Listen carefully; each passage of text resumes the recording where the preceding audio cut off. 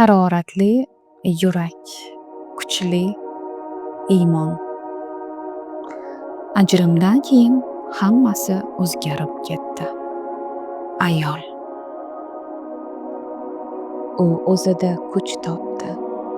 Bolasining kasalligi haqida bilganida dunyosi yana bir marta ag'dar-to'ndar bo'ldi.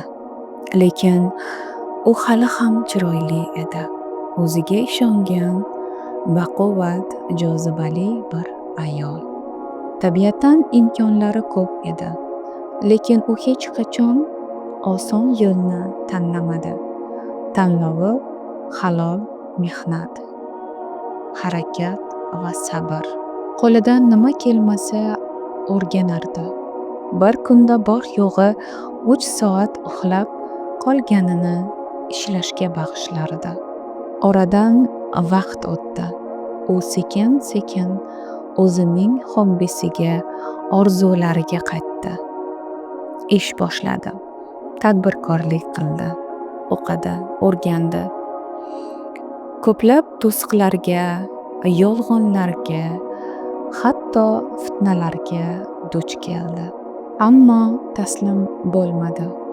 Chunki har harakatining orqasida bitta narsa turgan edi. O'g'li.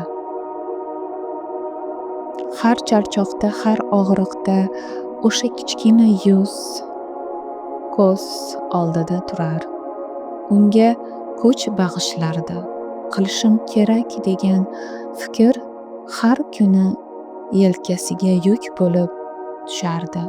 Lekin u bu yukdan qochmasdi. Bu orada farzandida autizm va inuriz belgilari paydo bo'ldi. Tabiiyki bu holat ona uchun yana bir karra shok holati edi. U boshqa odamlarga o'xshab yig'lab, yordam so'ramadi. Ichiga yutdi. Robbisiga yolvordi. Har kecha ibodat qildi. Har tongda sabr bilan uyg'ondi. Onasi uydagilar hayratda edi. Nega yig'lamaysan? Nega dod solmaysan? Nega farzandingdan ko'z yoshlaringni berkitasan? Ayol jilmayib javob berdi. Bolam ko'rmasin.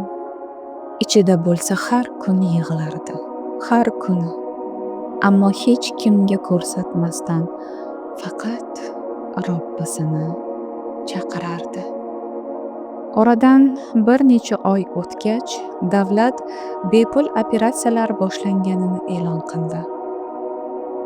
Ona xursandligidan farzandini shifokorlar tekshiruviga olib bordi.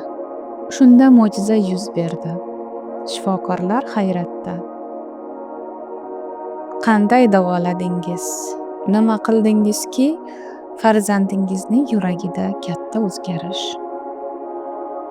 Hech narsa, dedi u. Faqat duo qildim. Professor ham tekshirdi. Operatsiya kerak emas. Bu uning hayotida eng katta mo'jiza edi. O'sha kun u hayotida ilk marotaba men tirikman degandek his qildi.